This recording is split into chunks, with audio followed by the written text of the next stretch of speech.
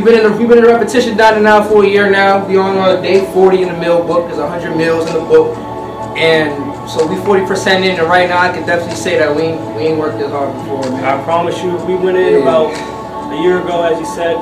8 months, we just did our own thing. We don't need this book, you know. Simple workouts, light reps, lightweight. Try to go as heavy as possible, you know, that ego. We came right in. The first thing we touched was the bench. You know what I mean? Now that's like the last thing we touch after we do a full workout. Now, alright, cool, let's get here.